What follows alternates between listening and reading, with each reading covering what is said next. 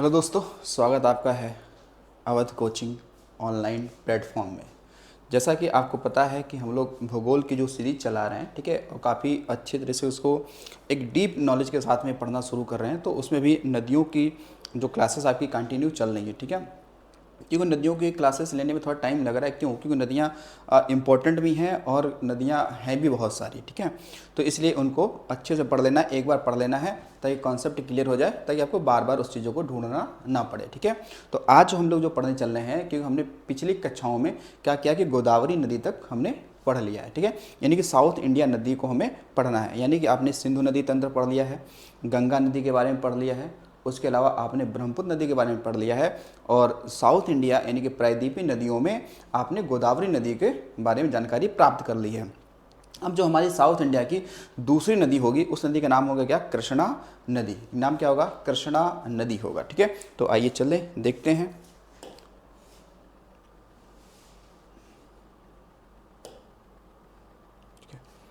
तो यहाँ पे नदी कौन सी होगी? तो ये नदी का नाम होगा आपका कृष्णा।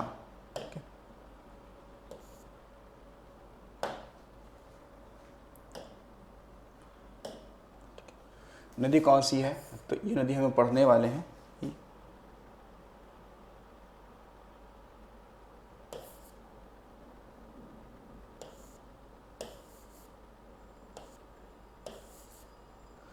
चलिए, तो ये नदी हम पढ़ेंगे कौन सा? तो कृष्णा नदी के बारे में पढ़ने वाले हैं, ठीक है। तो यहाँ पर लिखते हैं हम लोग कृष्णा नदी कौन सी है? तो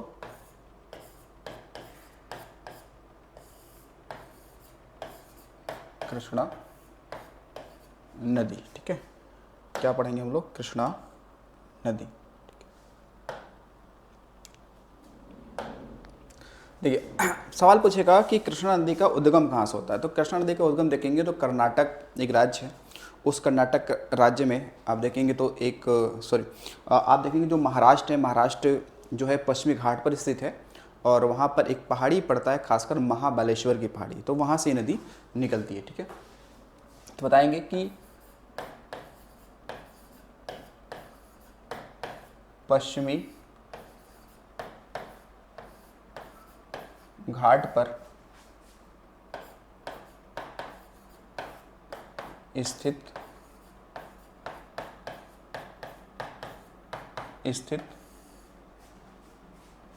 महाराष्ट्र के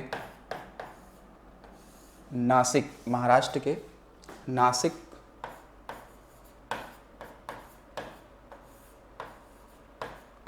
जिले में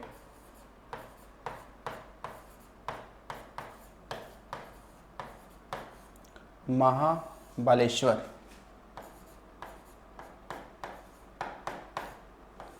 पहाड़ी से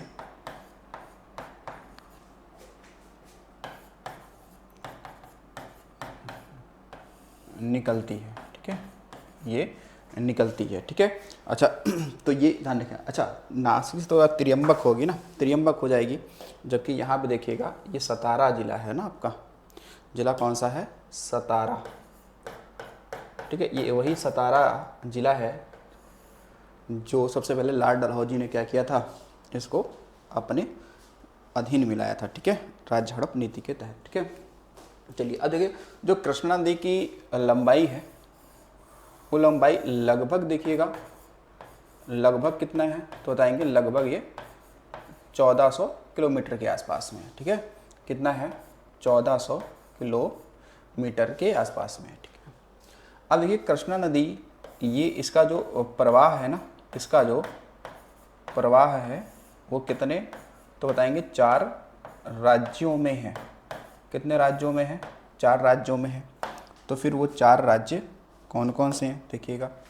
तो पहला तो जहाँ से निकलती है वही होगा कौन सा? महाराष्ट्र हो गया। महाराष्ट्र के बाद में ये नदी कहाँ जाएगी? ये नदी जाती है कर्नाटक में। कहाँ जाती है? कर्नाटक में जाती है, ठीक है। कर्नाटक के बाद में ये कहाँ जाएगी? तो ये जाएगी तेलंगाना में। कहाँ जाएगी? किस राज्य में जाएगी? तेलंगाना में। और तेलंगाना के बाद में ये कहाँ जाएगी? तो कहेंगे आंध्र प्रदेश में, ठीक है। कहाँ जाएगी? आंध्र प्रदेश में, ठीक है, आंध्र प्रदेश में। अच्छा, अब आंध्र प्रदेश से सवाल ये बनेगा आपसे कि जो कृष्णा नदी है, जो कृष्णा नदी है, ये अपना मुहाना किस राज्य के तट पर बनाती है? तो देखो, जो आंध्र प्रदेश का जो तट है, जिसे हम लोग उत्तरी सरकार तट कहते हैं, वहाँ पर ना मुहाना बनाएगी, ठीक है। तो ध्यान रखना कि आंध्र प्रदेश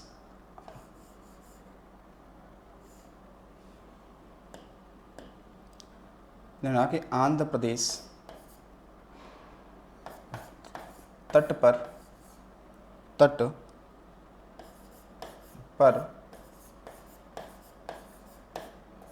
अपना मुहाना बनाती है, ठीक है, मुहाना बनाती है, ठीक है, बंगाल की खाड़ी में, ठीक है। ये भी कहाँ बनाएगी मुहाना? अपना बंगाल की खाड़ी में ही बनाएगी, ठीक है। अब उसके अलावा देखिएगा जो कृष्णा नदी, अच्छा देखिएगा ये लिखा है ना कृष्णा, ठीक है। तो कृष्णा क्या है? स्त्रीलिंग शब्द है। देखो, कृष्ण का स्त्रीलिंग क्या होगा? कृष्णा, ठीक है। शिव का स्त्रीलिंग क्या होगा? शिवा, ठीक है, क्या होगा? शिवा। तो ध्यान रखिए, कृष्णा का मतलब कृष्ण से नहीं है, ठीक है ना। कृष्णा एक स्त्रीलिंग शब्द है, ठीक है। चलिए फिर देखिएगा, यहाँ पे सवाल बनेगा कि कृष्णा नदी की बात करें तो कृष्णा की पहली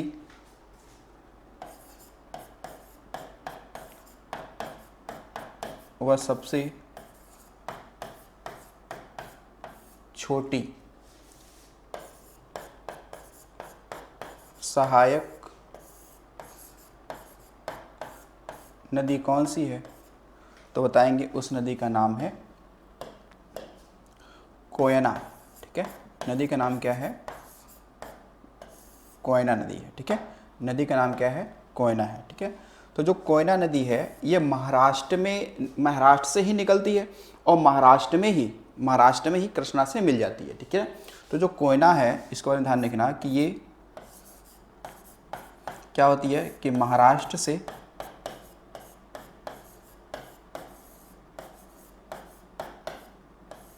निकलती है और महाराष्ट्र में ही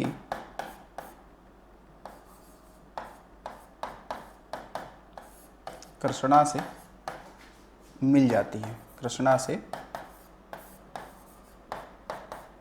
मिल जाती है, ठीक है ना।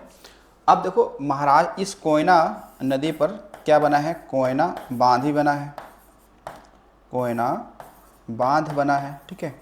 और ये बांध है कहाँ पे? तो ये बना है महाराष्ट्र में। कहाँ बना है? महाराष्ट्र में। इस कोयना बांध के पीछे ना शिव सागर जलाशय भी है, ठीक है ना। इस बांध के पीछे क्या है? आप बता सकते हैं कि इस बांध के पीछे क्या है आपका? है तो शिव सागर क्या है? तो जलाशय भी है।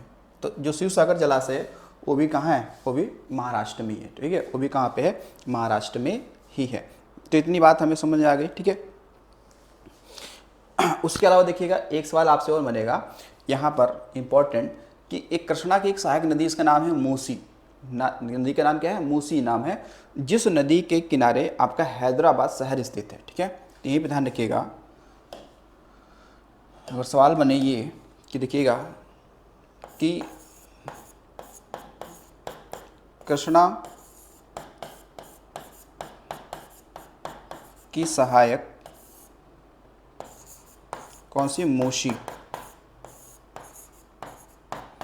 मूसी नदी के तट पर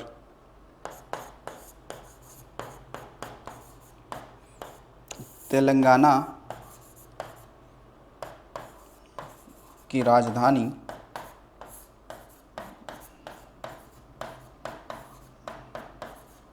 हैदराबाद स्थित है, ठीक है। तो हैदराबाद पूछ लिया जाए कि हैदराबाद जो शहर है वो किस नदी के किनारे है, तो सीधे बताएंगे कहाँ, मूसी नदी के तट पर है। अब मूसी नदी किसकी सहायक नदी है, तो ये कृष्णा की सहायक हो जाएगी। ठीक है, चलिए अगला देखते हैं भैया पॉइंट क्या होगा हमारा। तो फिर देखिएगा, फिर पॉइंट ये है कि कृष्णा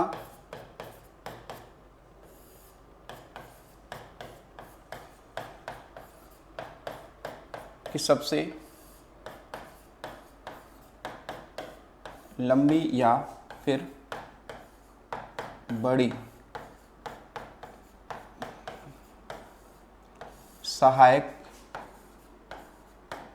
नदी कौन सी है, तो बताएंगे ये नदी हो जाएगी आपकी कौन सी, तो बताएंगे तुंगभद्रा। ठीक है, तुंगभद्रा, तुंगभद्रा। ठीक है, अच्छा देखिए ये जो तुंगभद्रा हमने नदी जो लिखा है, वैसे आप देखेंगे तो तुंगभद्रा जो नदी है ये तुंग और भद्रा दो अलग अलग नदियां हैं।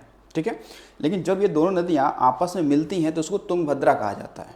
जैसे आपने कहाँ पे देखा था, खासकर हिमाचल प्रदेश में, जिसको हम लोग कहते थे क्या, चंद्रभागा नदी। ठीक है, तो चंद्र नदी और भागा नदी वो कहाँ से, तो बाड़ा लाचला दर्रे के दोनों तरफ से निकलती थी, लेकिन आगे चलकर जब वो आपस में मिलती थी हिमाचल प्रदेश में तो उसे चंद्रभागा कहा जाता था। जैसे चंद्रभागा जम्मू कश्मीर जाती थी तो उसको हम लोग चेनाब या अस्किनी ऋग्वेदिक काल में कहा करते। ठीक है, तो वैसे सेम ध्यान रखिएगा कि तुंगभद्रा दो अलग अलग नदियां हैं, लेकिन जब आपस में मिलती हैं तो तुंगभद्रा कहलाती है। ठीक है, तो ये कृष्णा की क्या है, सबसे लंबी और बड़ी सहायक नदी है तुंगभद्रा। अब देखिए तुंगभद्रा से सवाल एक बहुत सारे बनेंगे, आपको ध्यान रखना है। देखो क्या क्या सवाल बनेगा। पहला सवाल तो आपको ये ध्यान रखना है कि साउथ इंडिया की सबसे बड़ी नदी परियोजना कौन सी है, तो कौन सी हो जाएगी, तुंगभद्रा। जैसे भारत की सबसे बड़ी नदी परियोजना का नाम क्या है, तो है भाखड़ा नांगल। पहली दामोदर थी, सबसे बड़ी भाखड़ा नांगल है। और लेकिन साउथ इंडिया का पूछेगा तो फिर तुंगभद्रा बताना है। ठीक है, कि बताना है हमें क्या, कि दक्षिण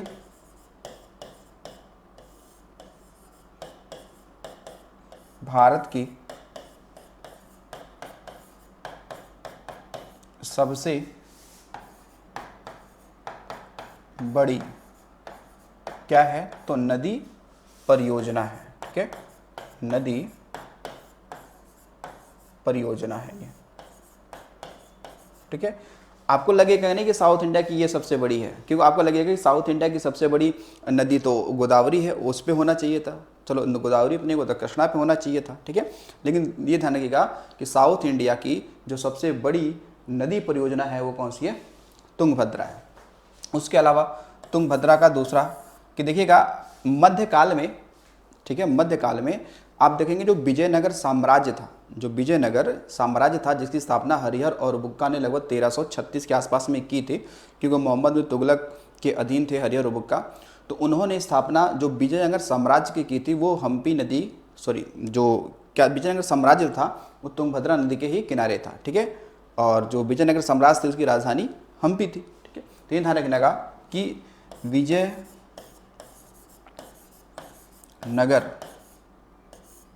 विजयनगर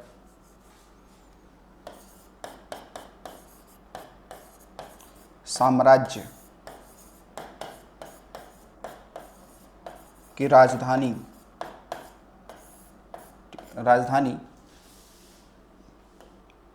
कौन सी है, तो हम्पी।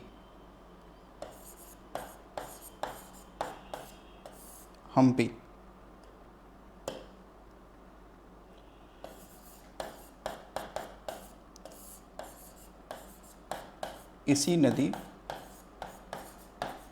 तट पर है, इसी नदी तट पर है। ठीक है, तो विजयनगर साम्राज्य की स्थापना आप देखेंगे तो कौन करेगा, तो हरिहर और बुक्का करेंगे। ठीक है, 1336 के आसपास में। ठीक है, इसके अलावा थर्ड पॉइंट ये आपको देखना है कि ये जो तुंगभद्रा नदी है, तुंगभद्रा नदी की जो सबसे लंबी सहायक नदी है वो है कौन सी, हंगरी। ठीक है ना, तो ध्यान है इसकी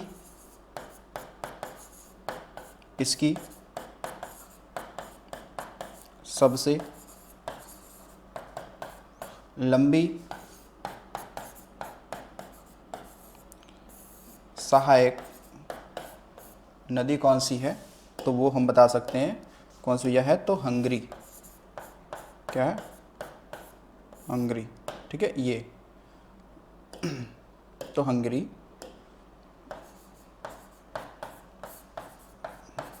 नदी है। यानी आप इसको कुछ ऐसे समझ सकते हैं कि हंगरी सबसे बड़ी सहायक नदी है किसकी, तुंगभद्रा की। तुंगभद्रा सबसे किसकी बड़ी सहायक नदी है, कृष्णा की, ठीक है, किसकी है, कृष्णा की, ठीक है। अब देखिएगा, अब इसकी तरफ आते हैं हम लोग। आपसे सवाल पूछा जाएगा कि जो आपका खासकर ये कृष्णा नदी है उसके संदर्भ में देखिएगा, ठीक है।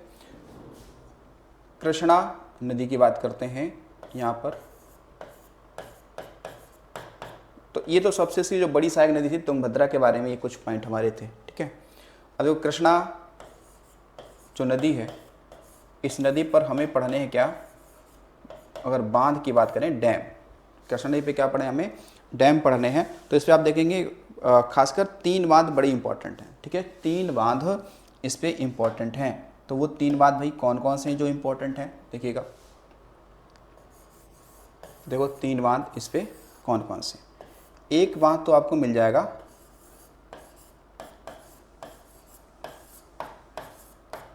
अलमट्टी बांध। कौन सा मिल जाएगा, अलमट्टी बांध मिल जाएगा, ठीक है। तो ये अलमट्टी बांध ये है कहाँ पे, तो ये है कर्नाटक में, ठीक है, कर्नाटक में है, ठीक है। सेकंड पॉइंट ध्यान रखिएगा कि अलमट्टी जो बांध है ना, इस बांध को हम लोग क्या कहते हैं, लाल बहादुर शास्त्री बांध भी नाम देते हैं, ठीक है। इसको एक अन्य नाम देते हैं, ठीक है, या आगे अभी इसके बारे में लिखते हैं, देखिएगा। फिर एक आपको मिलेगा यहाँ पे नागा अर्जुन सागर बांध, नागा अर्जुन सागर बांध, ठीक है।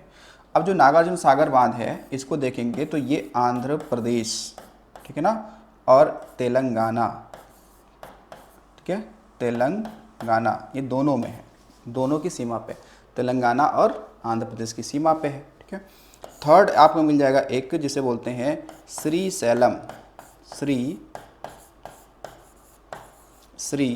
सैलम बांध, ठीक है। ये कहाँ पे है, तो ये आपको मिल जाएगा आंध्र प्रदेश में, ठीक है, आंध्र प्रदेश में। तो हम बात कर रहे थे अलमट्टी बांध की, ठीक है, किसकी बात कर रहे थे, अलमट्टी बांध की, कि इसको हम एक और नाम देते हैं, इसे कहते हैं लाल बहादुर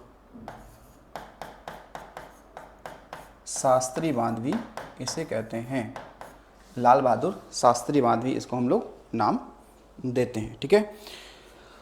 ये इतनी बातें हो गई, ठीक है। चलिए अब आते हैं हम लोग अगले वाले स्लाइड पर, ठीक है, यहाँ आप देखते हैं, यहाँ फिर देखिएगा इसके संदर्भ में कृष्णा नदी के बारे में, ठीक है। देखो कृष्णा नदी और गोदावरी नदी ये दोनों नदियाँ आपस में मिलकर जो आंध्र प्रदेश के तट पर जो डेल्टा का क्या करते हैं, निर्माण करती हैं, वो भारत की दूसरी सबसे बड़ी डेल्टा होता है, ठीक है। पहला तो गंगा और ब्रह्मपुत्र का डेल्टा हो गया, सुंदरम का डेल्टा, ठीक है, और इसका दूसरा हो गया, ठीक है, और जिसे हम लोग खास कर कहते हैं जो धान का कटोरा भी कह देते हैं, ठीक है। तो यहाँ पर लिखिएगा कि कृष्णा व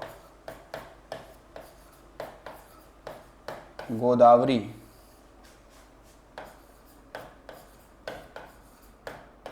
नदियाँ बे ऑफ बंगाल में आंध्र प्रदेश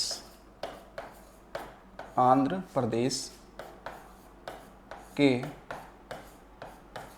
तट पर भारत का दूसरा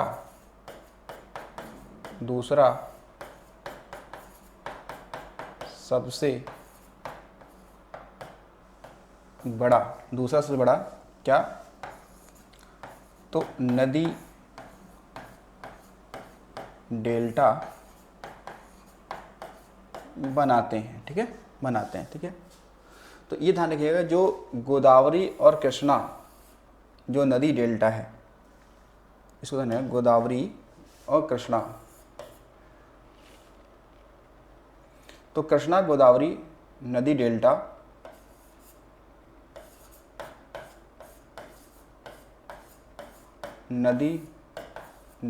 को क्या कहते हैं? इसे कहते हैं धान का कटोरा। क्या बोलते हैं? धान का कटोरा कहते हैं। ठीक है, देखो नदी डेल्टा की बात करेगा तो कृष्णा और गोदावरी को हम लोग क्या कहते हैं? धान का कटोरा कहते हैं। बाकी वैसे छत्तीसगढ़ को धान का कटोरा कहते हैं राज्यों के रूप में। ठीक है, तो राज्यों के रूप में छत्तीसगढ़ और नदी डेल्टाओं के रूप में कृष्णा और गोदावरी। ठीक है, कृष्णा और गोदावरी ये हो जाएगा। ठीक है, अब देखो इसके बाद में आप देखेंगे कि इनकी अगर आप नदियों की अगर खास करके अगर हम बात करते हैं सहायक नदियों की अगर लेके बात करें इसके संदर्भ में, ठीक है, तो क्या क्या आपके सवाल बन सकते हैं देखिएगा।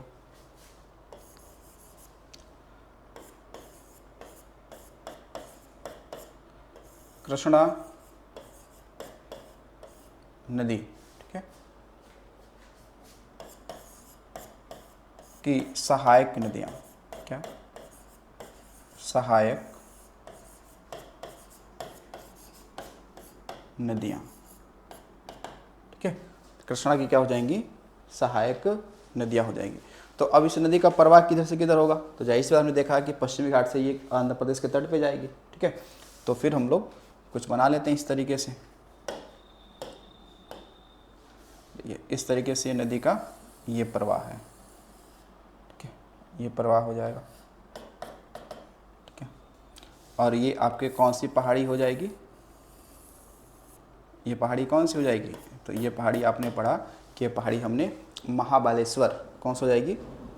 महाबलेश्वर हो जाएगी। ठीक है, तो देखो अब इस नदी में अगर आप देखेंगे तो जो ऊपर का हिस्सा होगा, क्योंकि डायरेक्शन इसका क्या है? डायरेक्शन है पश्चिम से पूरब की ओर। डायरेक्शन क्या है? पश्चिम से पूरब की ओर है। ठीक है, इसलिए ऊपर वाला क्या हो जाएगा? इसका बायां हो जाएगा और नीचे वाला इसका क्या हो जाएगा?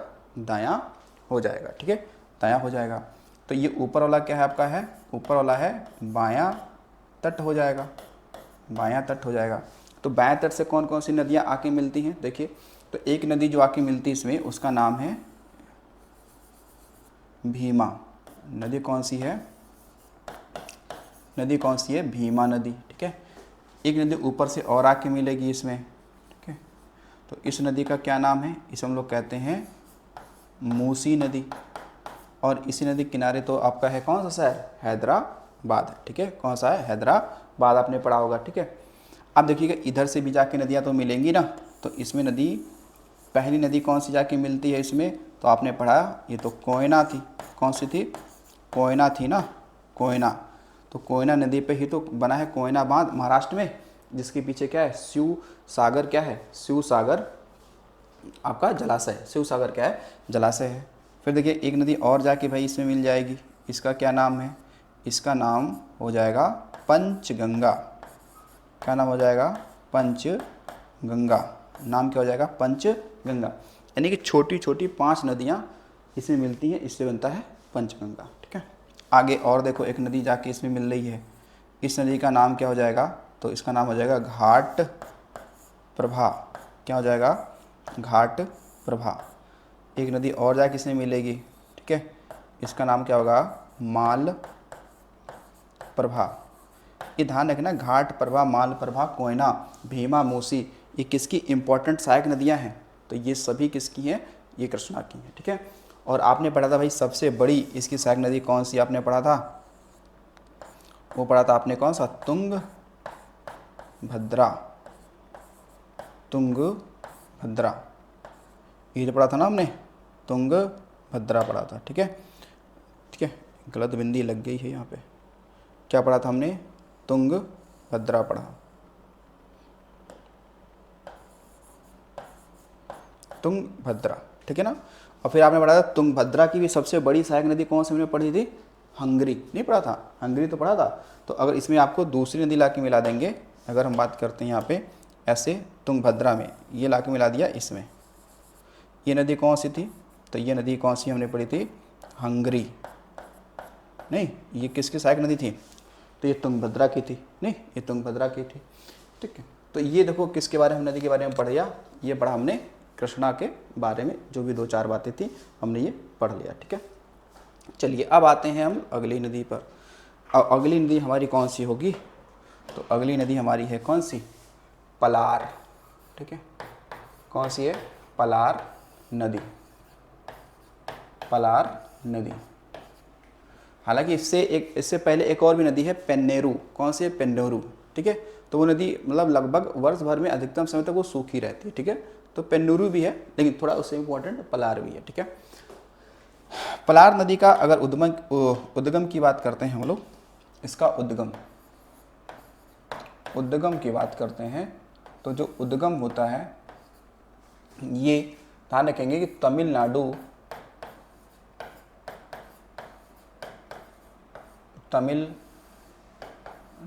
के चिंतामणि, ठीक है, चिंतामणि,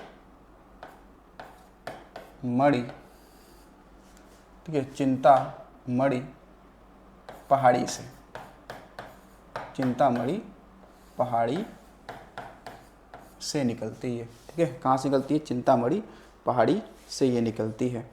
तो फिर सवाल आपसे पूछेगा, अच्छा यहाँ पे देखो ये चिंतामणि नहीं होगा, यहाँ पे होगा कर्नाटक, ठीक है ना, क्या होगा, कर्नाटक। तो कर्नाटक और तमिलनाडु 2 ही राज्यों में इसका प्रवाही है, ठीक है।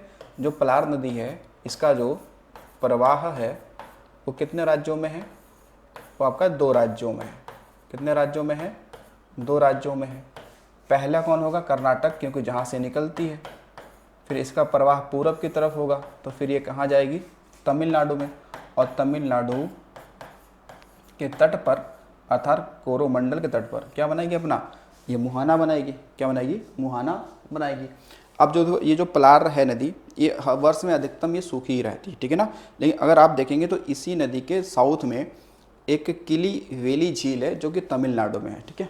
तो ये भी ध्यान रखिएगा कि किलीवेली झील पूछा गया है कि किलीवेली झील ये है किस राज्य में, ना इस नदी के दक्षिण में क्या है, एक किलीवेली क्या है, झील है। क्या है, झील है। कहाँ पर, तो तमिलनाडु में है, ठीक है, तमिलनाडु में, ठीक है, इसी के दक्षिण में है। उसके अलावा देखो ये जो आपकी पलार नदी है, पलार नदी के ही बाएं तट पर, यानी कि लेफ्ट साइड में बाएं तट पर आपको क्या मिलेगा, आपको मिलेगा कांचीपुरम, एक शहर मिलेगा, ठीक है। इसी के बाएं तट पर क्या है, आपको मिलेगा क्या, कांचीपुरम, आपको क्या मिलेगा, शहर मिलेगा। और ये कांचीपुरम शहर है कहाँ का, तो ये है तमिलनाडु का है। कहाँ का, तमिलनाडु का है। वैसे ये बड़ी फेमस है आपके जो खासकर रेशमी साड़ियाँ हैं उसके लिए भी फेमस ये है, ठीक है। ये शहर ध्यान रखेंगे कि ये फेमस है किसके लिए, ये रेशमी साड़ी के लिए भी फेमस है। रेशमी साड़ी यहाँ की क्या प्रसिद्ध है। देखो वैसे हमारे भारत में देखा जाए तो जो सबसे ज़्यादा फेमस रेशमी साड़ी है वो तो बनारस की है, ठीक है, बनारस की है। लेकिन हर स्थानों पर रेशमी साड़ी अपनी प्रसिद्ध है। तो साउथ इंडिया में कांचीपुरम, ठीक है, सूरत में भी साड़ी, रेशमी साड़ी फेमस है, ठीक है। अब देखो जो कांचीपुरम शहर है, यहाँ से एक सवाल आपका ये बन सकता है कि कांचीपुरम शहर में ही तो आपको एक मंदिर है जिसको हम लोग क्या कहते हैं, जिसको हम लोग कहते हैं कैलाशनाथ मंदिर। क्या बोलते हैं, कैलाशनाथ मंदिर। आप देखेंगे जो कैलाशनाथ मंदिर है उसका निर्माण आप देखेंगे तो लगभग 8वीं शताब्दी के आसपास, ठीक है, 8वीं शताब्दी के आसपास में जो पल्लव वंश के शासक होते हैं नरसिंह देव वर्मन सेकंड, उन्होंने क्या कराया था, निर्माण कराया था, ठीक है। तो देखिएगा कांचीपुरम शहर में ही आपको मिलेगा क्या, यहीं पे कैलाशनाथ मंदिर। देखो ये कैलाशनाथ मंदिर वो वाला नहीं है, ठीक है, जो एलोरा की गुफा में है, जो राष्ट्रकूट वंशों ने बनवाया था, वो नहीं, ये दूसरा वाला, ठीक है। जो आप देखेंगे जो सुपर टेट एग्जाम में पूछा जा चुका है, जो पेपर 2018 के आसपास में हुआ था, ठीक है। तो कैलाशनाथ मंदिर, ठीक है, तो कैलाशनाथ मंदिर, ठीक है, का निर्माण कब? तो 8वीं शताब्दी में, 8वीं शताब्दी में, ठीक है, 8वीं शताब्दी में पल्लव वंश शासक, पल्लव वंश के कौन थे? शासक, पल्लव वंश के शासक नरसिंह वर्मन कौन थे? सेकंड ने करवाया था, ठीक है, ये भी आपको ध्यान रखना है। किसने कराया था? नरसिंह देव वर्मन ने करवाया था, ठीक है। तो ये इसको बातों को ध्यान रखना कि तो पलार नदी बहुत ही बड़ी नदी नहीं है, एक मानसूनी नदी है, ठीक है ना, वर्ष भर इसमें जल नहीं रहता है, ऐसा नहीं कि वर्ष भर जल रहता है, ठीक है। तो अब हम लोग चलते हैं अगली जो हमारी नदी है उस पर। अगली नदी कौन सी हमारी? तो वह है कावेरी। किसके बारे में पढ़ने वाले हम लोग? कावेरी नदी के बारे में पढ़ने वाले हैं। अगली नदी है कावेरी, और जो है भाई इम्पॉर्टेंट काफ़ी, ठीक है, कावेरी नदी, ठीक है, कावेरी नदी। हमने देखा है कि कावेरी ना प्रजाति भी है, शायद धान की ही प्रजाति है, ठीक है, धान की एक वैरायटीज़ है, कौन सी? कावेरी। वैसे चारे की भी प्रजाति है, ठीक है, कावेरी, ठीक है। तो देखो अब कावेरी नदी का जो उद्गम होगा वो कहाँ से होगा? कावेरी नदी का जो उद्गम होता है वो होता है कहाँ पे? तो कर्नाटक में एक पहाड़ी पड़ती है, खासकर ब्रह्मगिरी की पहाड़ी, और जो ब्रह्मगिरी की पहाड़ी है वहाँ का एक ज़िला है, कौन सा? कुर्ग। कौन सा है? कुर्ग ज़िला, ठीक है, हालांकि उसे कोडागू ज़िला भी कहते हैं। तो उस ज़िले को हम लोग वैसे भारत का स्कॉटलैंड कहते हैं। जैसा कि आपने देखा यूपी पेट का एग्ज़ाम हुआ 2023 वाला, तो उसमें ये पूछा गया था, उसमें पूछा गया था कि किस शहर को भारत का स्कॉटलैंड कहते हैं? तो वो कहते हैं कुर्ग को। कुर्ग कहाँ पड़ता है? कर्नाटक में पड़ता है। लेकिन आपको ध्यान रखना, अगर आ जाए कि पूर्वोत्तर भारत यानी कि नॉर्थ ईस्ट इंडिया, यानी कि पूर्वोत्तर भारत का स्कॉटलैंड किसे कहते हैं? वो कहते हैं शिलांग को। जो शिलांग क्या है? आपका मेघालय की राजधानी भी है, ठीक है। तो चलो पहले देखते हैं कावेरी नदी का उद्गम क्या है, ठीक है, इसका ओरिजिन क्या है। तो इसके अगर हम उद्गम की बात करते हैं, उद्गम, तो बताना इसका उद्गम वैसे पश्चिमी घाट पर ही तो स्थित है, कौन? तो आपका कर्नाटक है, ठीक है। तो बताएंगे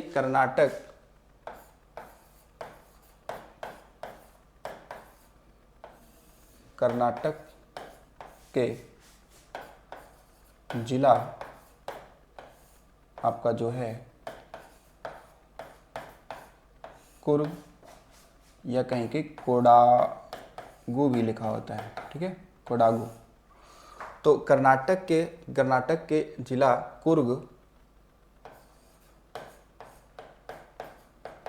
में स्थित ब्रह्मगिरी पहाड़ी से, ठीक है, कहाँ से होगा?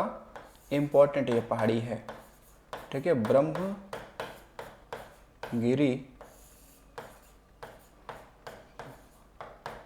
पहाड़ी से, ब्रह्मगिरी पहाड़ी से उसका क्या होता है? उद्गम होता है, ठीक है। और ये जो कावेरी नदी है ये पूरब से पश्चिम की तरफ प्रवाहित होती है, ठीक है, कहाँ? पूरब से पश्चिम की तरफ प्रवाहित होती है। अब जो कावेरी नदी है इसकी जो लेंथ लगभग में देखी जाए तो जो लगभग में है वो कितनी है? तो 800 किलोमीटर है, 800 किलोमीटर है।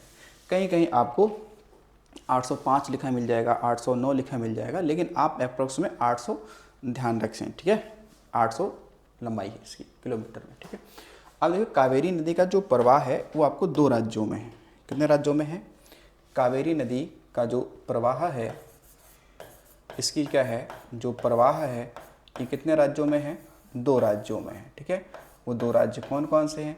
एक तो राज्य वो होगा जहाँ से ये नदी निकलती है, और सेकंड वो होगा जहाँ पर ये नदी अपना मुहाना बनाती है। वो नदी तो तमिलनाडु में अपना मुहाना बनाती है। 2 ही राज्यों में इसका डायरेक्ट प्रवाह है, ठीक है, डायरेक्ट प्रवाह का मतलब 2 ही राज्यों में। बाकी अगर देखेंगे तो इसकी सहायक नदियाँ भी जो हैं, कोई केरल से आ रहा है, ठीक है, कोई पुदुचेरी से आ रहा है, कोई कहीं से आ रहा है, ठीक है। तो इसका जो आप बताएंगे डायरेक्ट प्रवाह 2 ही राज्यों में, ठीक है। कितने राज्यों में है? तो ये 2 ही राज्यों में है, कर्नाटक व तमिलनाडु में, ठीक है। अच्छा, अब देखिएगा सवाल ये बनेगा आपसे कि कावेरी नदी का जो खासकर अगर बात करें तो जो मुहाना जो बनेगा वो बंगाल की खाड़ी में ही तो बनेगा। कहाँ पड़ेगा? बंगाल की खाड़ी वाले हिस्से में ही बनता है, ठीक है। अच्छा, फिर देखिएगा सवाल आपसे ये भी पूछा जा सकता है कि कावेरी नदी को हम लोग क्या कहते हैं? इसे कहते हैं दक्षिण भारत की गंगा कहते हैं, ठीक है। कावेरी नदी को क्या कहते हैं? कावेरी नदी को हम लोग क्या कहते हैं? जरा ध्यान देखिएगा, इसे कहते हैं, देखिएगा, पवित्रता के आधार पर, ठीक है, पवित्रता के आधार पर, ठीक है, कावेरी को क्या कहते हैं? इसे कहते हैं हम लोग दक्षिण भारत की गंगा कहते हैं।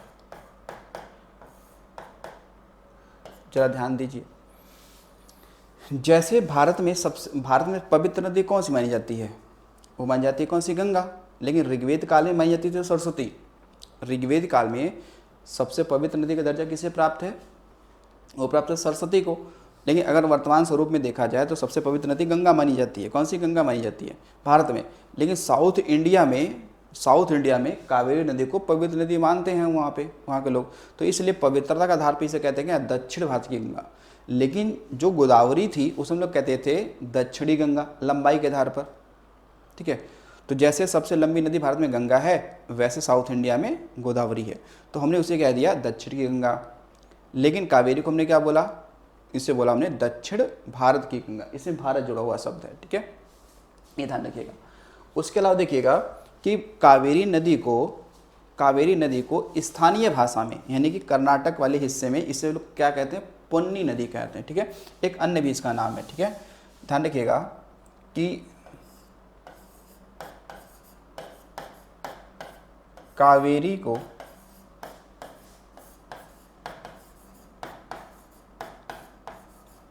स्थानीय भाषा, यानी कुल मिला के कर्नाटक की स्थानीय भाषा में, ठीक है, कर्नाटक के स्थानीय भाषा में कावेरी को स्थानीय भाषा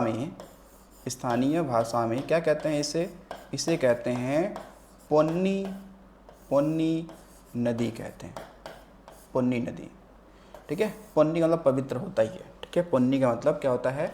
पवित्र होता ही है, ठीक है। पुन्नी का मतलब पवित्र होता ही है, ठीक है। अब उसके अलावा देखिए, कावेरी नदी से सवाल एक बहुत ही इंपॉर्टेंट पूछता है कि जो कावेरी नदी जल विवाद है, ठीक है, जो कावेरी नदी जल विवाद है, ठीक है, ये मतलब कितने राज्यों में है? अगर ये सवाल पूछ लिया जाए तो, ठीक है ना, ये कितने राज्यों में है? तो वैसे डायरेक्ट इसका प्रवाह 2 ही राज्यों में, तो 2 ही राज्यों में होना चाहिए, ठीक है। और 2 राज्य नहीं देता है तो फिर इसके सहायक नदियाँ जहाँ से आती हैं उनको भी जोड़ सकते हैं, ठीक है। तो यहाँ पे लिखेंगे हम लोग, देखिएगा, कावेरी नदी जल विवाद। तो कावेरी नदी जल विवाद ये कितने राज्यों में है? तो फिर आपको बताना पड़ेगा, ये डायरेक्टली विवाद तो कर्नाटक व किसके बीच में है? तमिलनाडु के बीच में है, ठीक है, तमिलनाडु के बीच में है। लेकिन कभी कभी सवाल ऐसे भी होगा कि जब ये विकल्प में ना हो, ठीक है, तो ये विकल्प में ना हो, अगर ऐसे, तो ठीक है, तो फिर क्या करेंगे? विकल्पानुसार, ठीक है। तो हम लोग क्या करेंगे? विकल्पानुसार क्या कर लेंगे कि इसमें क्या करेंगे कि इन 2 राज्यों, तो कर्नाटक तो रहेगा, तो फिर देखिए KR कर्नाटक रहेगा, फिर TN तमिलनाडु रहेगा, फिर इसमें 2 नए और ऐड हो जाएंगे। एक कौन सा? केरल, और फिर कौन सा ऐड हो जाएगा? फिर हो जाएगा पुदुचेरी, ठीक है। तो अगर मान लो 4 राज्य दे दे तो फिर 4 राज्य, देखो जो केरल और पुदुचेरी है, यहाँ से भी कुछ नदियाँ आती हैं जो कावेरी में जाके मिल जाती हैं, ठीक है, इनकी सहायक नदियाँ। तो सहायक नदियों का विस्तार होने के कारण इन राज्यों को भी विवाद के रूप में शामिल कर लिया जाता है। लेकिन आपको अगर ये सब कुछ दिया है, कर्नाटक, तमिलनाडु, ये भी सब दिया है, तो आपको पहली प्राथमिकता होनी चाहिए थी कि कर्नाटक और तमिलनाडु में इसका विवाद है, ठीक है। बाकी अगर ऑप्शन में नहीं मिलता है, 4 मिलते हैं, तो फिर ये 4 वाले हो जाएंगे, ठीक है, फिर ये 4 वाले हो जाएंगे। क्योंकि आपने एक आर्टिकल पढ़ा है 262, आपने एक आर्टिकल पढ़ा है संविधान में, कौन सा? 262। उस 262 में लिखा हुआ है कि संसद क्या करेगी? कानून बनाकर जो नदियों का जो विवाद है जल बंटवारे को लेकर, उस पर वो नियम कानून बना सकती है कौन, तो वो बनाएगी केंद्र सरकार, यानी संसद बनाएगी, ठीक है। चाहे वो राज्यों के बीच में हो तो राज्य या केंद्र के बीच में हो, ठीक है, या किसी के बीच में हो, नदी जल विवाद अगर है तो वो कौन बनाएगा नियम कानून, वो बनाएगा कौन, तो संसद बनाएगी आर्टिकल 256 के तहत, ठीक है। आपने नदी बोर्ड अधिनियम पढ़ा था कि नदी बोर्ड अधिनियम कब आया था, 1956 में आया था। कब आया था नदी बोर्ड, वैसे यहीं पे देख लेते हैं कुछ बातें हम लोग देखते हैं। देखिए अगर आता है कि नदी बोर्ड अधिनियम यानी एक्ट कब आया था, अधिनियम कब आया था, तो बताएंगे यह आया था 1956 में आया था, ठीक है, 1956 में आया था।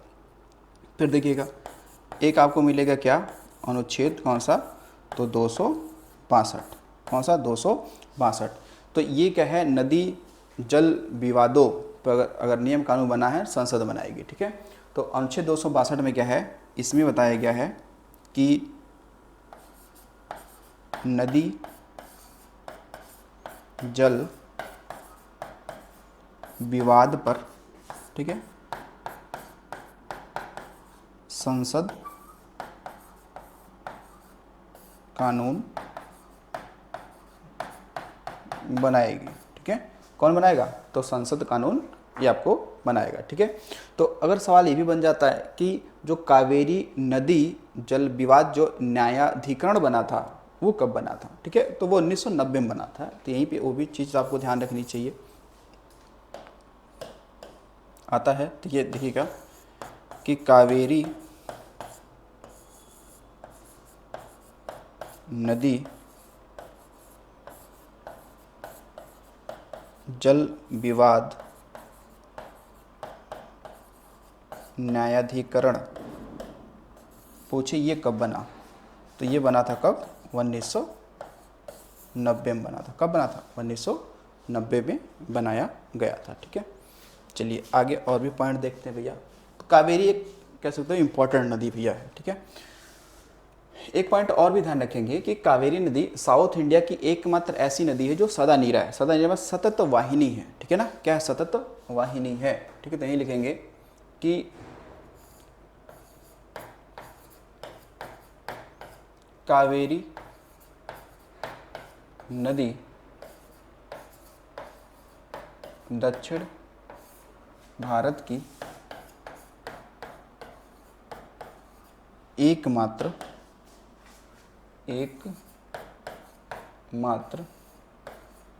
क्या है, तो सदा नीरा या फिर सतत वाहिनी नदी है, ठीक है। यानी कि साउथ इंडिया में एक ऐसी नदी है जिसमें वर्ष भर जल भरा रहता है। क्योंकि जो ये कावेरी नदी है ये मानसून के आते वक्त और मानसून के जाते वक्त दोनों से ही वर्षा प्राप्त करती है, ठीक है ना। तो इसलिए इसमें जल क्या रहता है, वर्ष भर बना रहता है। जब गर्मियों का समय होता है तो दक्षिणी पश्चिमी मानसून से वर्षा हो जाती है कावेरी नदी में, ठीक है। और जब मानसून वापस लौट रहा होता है यानी उत्तर पूर्वी मानसून जब वो नवंबर यानी सर्दियों के समय लौट रहा होता है तो फिर वर्षा होती है, तो फिर इस नदी में पानी आ जाता है। तो यानी कि मानसून के आने जाने से दोनों से वर्षा इसमें प्राप्त होती है, इसलिए वर्ष भर जल बना रहता है। लेकिन बाकी जो नदियाँ हैं जैसे गोदावरी है, कृष्णा है, पेन्नेरू है, पलार है, इन सभी नदियाँ ऐसी हैं इसमें जब मानसून जब आता है दक्षिण पश्चिमी मानसून तभी वर्षा होती है तो पानी भर जाता है, लेकिन लौटते हुए जब मानसून आता है उससे वर्षा इन नदियों में प्राप्त नहीं होता, इसलिए जल इसमें नहीं रहता है, ठीक है। तो इसलिए सदा नीरा है, ठीक है। क्यों है, समझ गया ना, क्योंकि सदा नीरा इसलिए है क्योंकि ये मानसून के आने और जाने दोनों प्रकार के मानसून में वर्षा प्राप्त करती है, ठीक है, ठीक है। इसके अलावा देखिएगा एक सवाल आपका ये बनेगा कि कावेरी नदी क्या करती है ना, जब जहाँ से निकलती है, जैसे ब्रह्मगिरी पहाड़ी से नदी निकलती है, तो ब्रह्मगिरी पहाड़ी से जब ये नदी निकलती है तो ये अपने मार्ग तक यानी जहाँ तक ये अपना मुहाना नहीं बनाती है वहाँ तक इसने ये क्या करती है कि दो धाराओं में बढ़ जाती है, आगे जाके फिर मिल जाती है। तो इस प्रकार से ये क्या करते हैं, नदी द्वीप का निर्माण करती है, ठीक है। 3 नदी द्वीप इंपॉर्टेंट है इसके लिए, ठीक है। तो ध्यान रखिएगा कि कावेरी नदी अपने मार्ग में, अपने मार्ग में 3 नदी द्वीपों का क्या करती है, निर्माण करती है, निर्माण करती है। और ये 3 इंपॉर्टेंट वाले हैं, है नहीं, छोटे मोटे और भी करते होंगे लेकिन 3 तो बहुत ही इंपॉर्टेंट है, ठीक है। तो वो देखो कौन से हैं।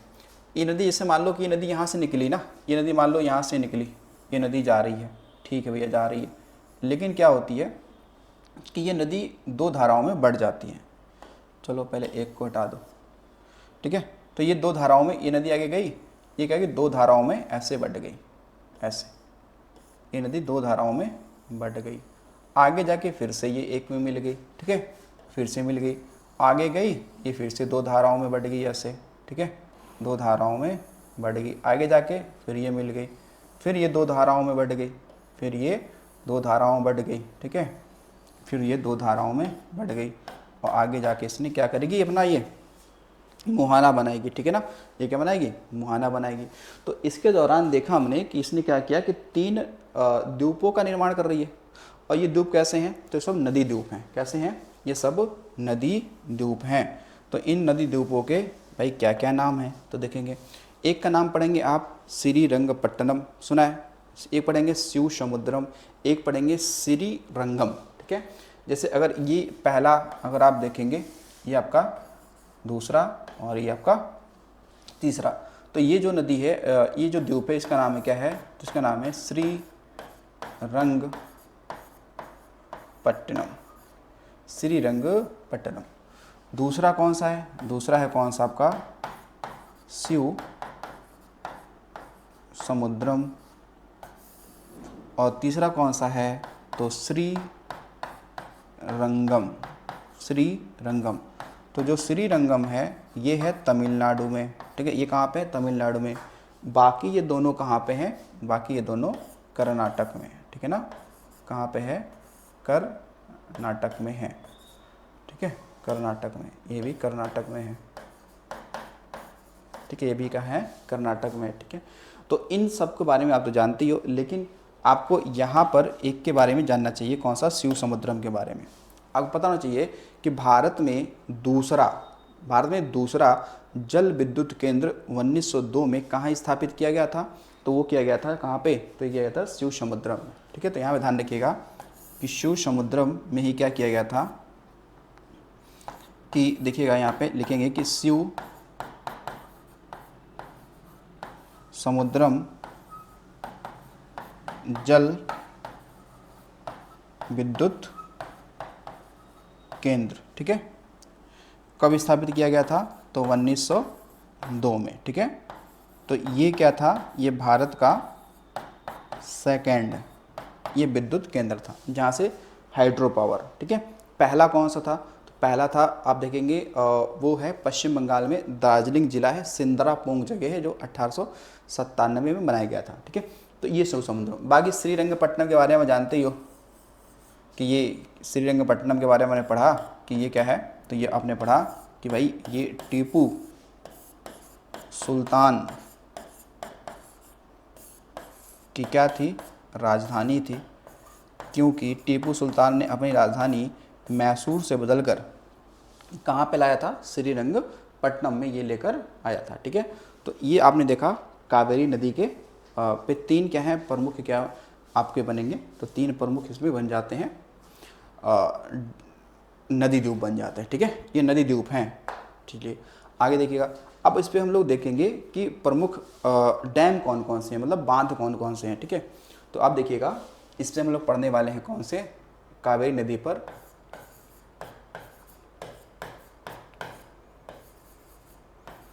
कावेरी नदी पे पढ़ेंगे क्या हम लोग, यानी कि बांध पढ़ने वाले हैं, ठीक है।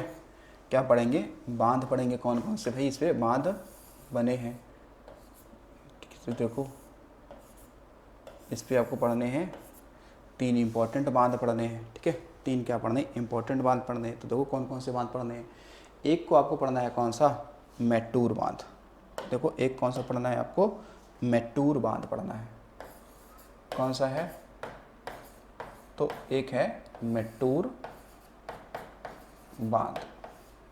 अब जो मेट्टूर बांध है ये तमिलनाडु का एक सलेम जिला है, वहाँ पे है, ठीक है। तो ये कहाँ पे है बताएंगे, सलेम क्या आपका जिला है, कहाँ पर, तमिलनाडु में, यहाँ पे है, तमिलनाडु में है, ठीक है। कहाँ पे, तमिलनाडु में है। मेट्टूर बांध के पीछे आप देखेंगे तो स्टेनली जलाशय है जो कि तमिलनाडु में है, ठीक है। तो ये ध्यान रखिएगा कि इस बांध के पीछे की बात करते हैं, ठीक है, कि इस बांध के पीछे आपको क्या मिलेगा, तो यहाँ पर मिलेगा स्टेनली जलाशय, ठीक है। क्या मिलेगा, स्टेनली जलाशय है, ये भी तमिलनाडु में ही है, आपको मिल जाएगा, ठीक है। तो मेट्टूर बांध, ठीक है। फिर आपको है कृष्ण राजसागर बांध, एक कौन सा है आपको मिलेगा, एक मिलेगा कौन सा, तो कृष्ण राजसागर बांध। इसको हम लोग शॉर्ट में कहते हैं KRS बांध भी कहते हैं, यानी कि कृष्ण राजसागर बांध। क्या बोलते हैं, कृष्ण राजसागर बांध। वैसे तो कहने के लिए कहा जाता है कि जो कृष्ण राजसागर बांध है ना, तो जो भारत में पहले अभियंता थे, भारत में पहले अभियंता मतलब इंजीनियर जो थे, जिनका नाम क्या था, जिसमें हमने बारे में पढ़ा है, M विश्वेश्वरैया, ठीक है। कौन है, M विश्वेश्वरैया, उनके द्वारा ये बांध का डिज़ाइन किया गया था 1932 में, ठीक है। तो कृष्ण राजसागर बांध, अच्छा ये है, अगर पूछेगा कहाँ पे है, तो होने के लिए बात करेंगे तो ये है कर्नाटक में। कहाँ पे है ये, कर्नाटक में, कृष्ण राजसागर बांध, ठीक है। फिर उसके बाद में देखिएगा और कौन सा इससे बांध बना हुआ है, एक इम्पॉर्टेंट बांध बना हुआ है यहाँ पे, उसका नाम क्या है, उसका नाम हो जाएगा ग्रैंड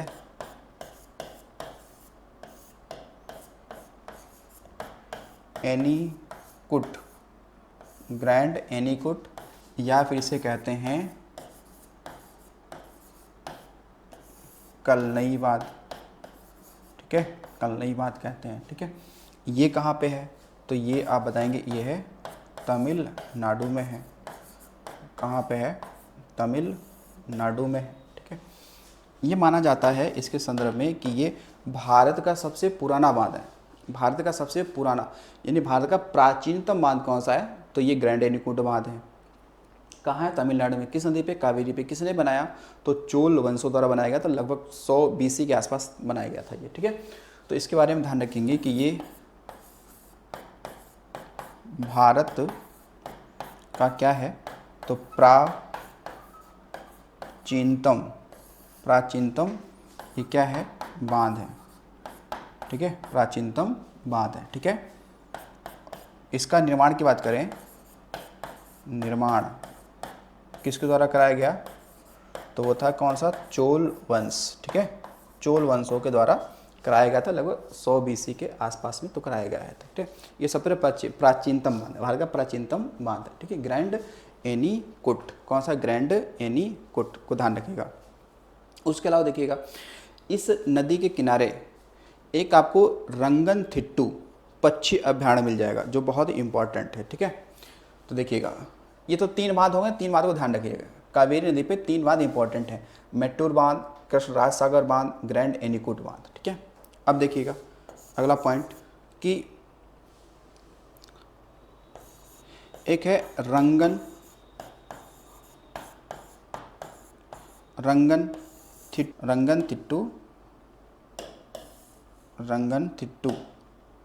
रंगनथिट्टू, ये क्या है, पक्षी अभ्यारण्य है, ठीक है। कहाँ पे है ये, तो एक मांड्या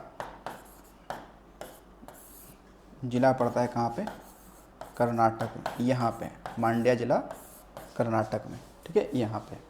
फिर इसके बाद में देखिएगा एक आपको एक जलप्रपात आपको मिलेगा ना यहीं पे, जिसका नाम है होगन कल्ली जलप्रपात, जो कि तमिलनाडु में, ठीक है, वो इसी पे है, ठीक है।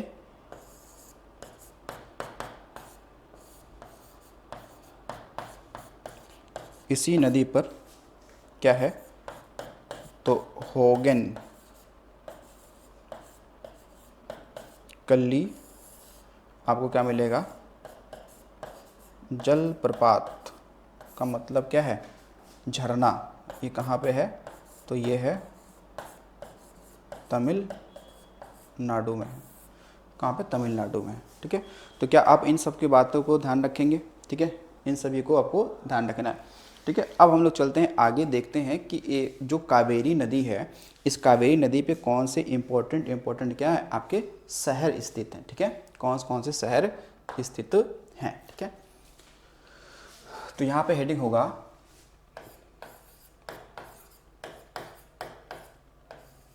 कावेरी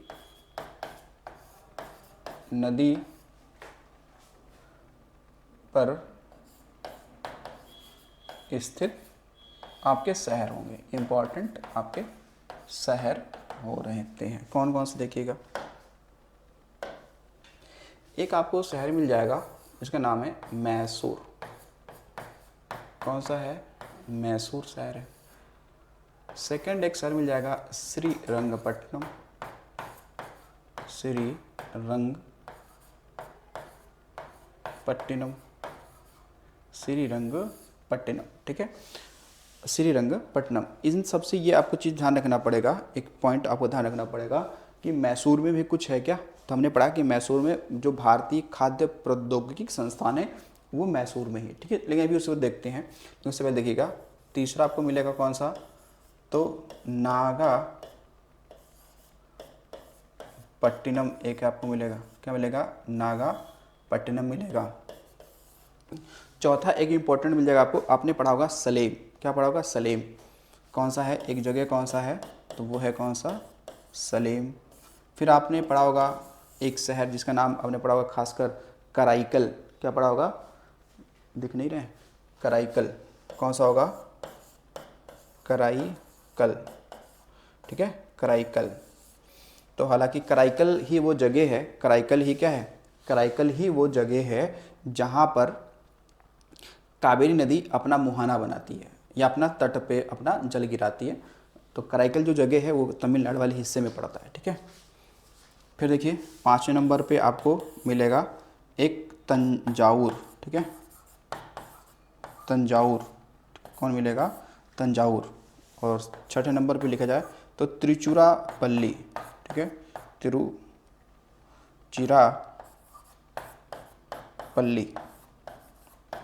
त्रिचुरापल्ली। तो देखो ये सारे क्या हैं, ये सारे आपके शहर हैं। ठीक है, ये सारे आपके क्या हैं, ये शहर हैं। ठीक है, तो अगर आप यहाँ से अगर देखना हम लोग शुरू करते हैं, कुछ विशेष बातें अगर यहाँ से देखें तो विशेष बातों में देखिए क्या देखना है हमें। अब देखो मैसूर में है क्या, मैंने आपको बताया यहाँ पे क्या है, भारतीय खाद्य प्रौद्योगिकी क्या है, संस्थान है। क्या है यहाँ पे, संस्थान है। ठीक है, श्रीरंगपट्टनम जानते हो, नागापट्टिनम एक प्रसिद्ध क्या है, एक प्रसिद्ध ये बंदरगाह है, प्रसिद्ध बंदरगाह है। ठीक है, आ जाएंगे तंजावुर में ही क्या मिलेगा आपको, बृहदेश्वर मंदिर आपको मिल जाएगा, यहाँ पर मंदिर मिल जाएगा। ठीक है, त्रिचुरापल्ली देखेंगे तो त्रिचुरापल्ली में हमने पढ़ा कि यहाँ पे रामनाथ स्वामी मंदिर है, बड़ी प्रसिद्ध यहाँ पे। कौन सा, तो रामनाथ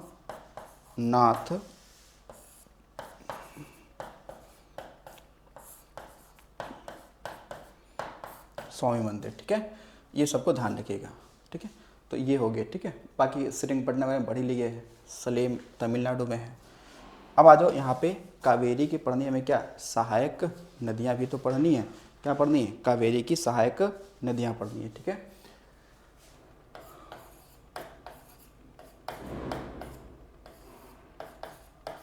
कावेरी की सहायक नदियाँ पढ़नी है हमें। ठीक है, तो इसको बना लेते हैं यहीं पर इस तरीके से। ठीक है भैया, ये पहाड़ी है, इस पहाड़ी से नदी निकल के जाएगी, अपना मुहाना बनाएगी। कहाँ पर, तो बताएंगे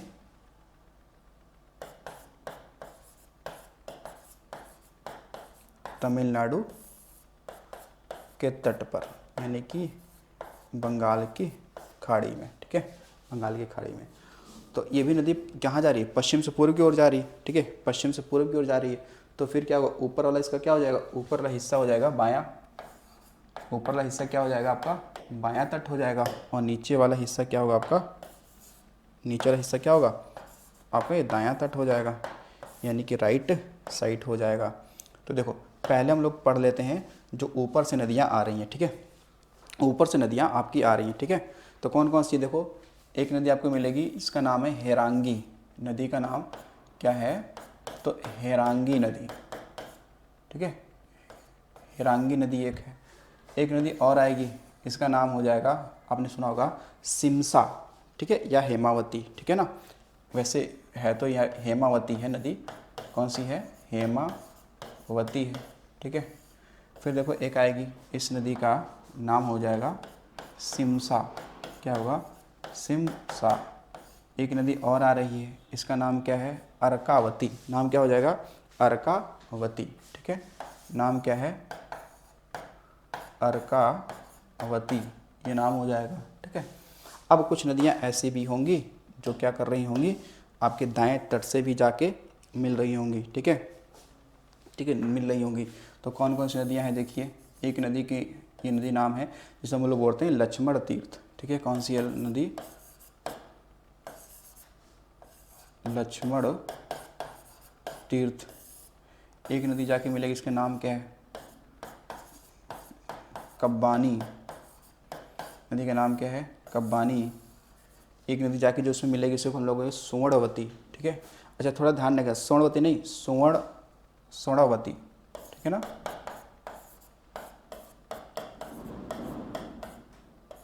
स्वर्णवती, ठीक है, एक मिलेगी, ठीक है, स्वर्णवती। एक नदी देगी भवानी, नदी का नाम क्या है, एक नदी का नाम क्या है, इसका नाम क्या है, भवानी नदी है, ठीक है ना। एक नदी जाके से मिलेगी जिसका नाम है नोयल, फिर है अमरावती, ठीक है ना, क्या है, नोयल, नोयल। फिर नदी कौन सी आपकी है, अमरावती, इम्पॉर्टेंट ये नदी है अमरावती, ठीक है, पूछेगा कि अमरावती किसकी सहायक नदी है, तो अमरावती ध्यान रखना कि ये सहायक है किसकी, कावेरी की, ठीक है, कावेरी के। वैसे आप देखें अमरावती ना एक क्या है, शहर है, ये खासकर आंध्र प्रदेश में मिलेगा, तो वो अलग शहर है, ठीक है, ये अलग है, ठीक है। तो हमारी ध्यान रखिएगा कि ये हमने नदियों कंप्लीट किया है। अभी अभी साउथ इंडिया की कई सारी नदियाँ हैं, जैसे वैगई, ताम्रपर्णी, फिर आप देखें खंबात की खाड़ी में गिरने वाली नदियाँ।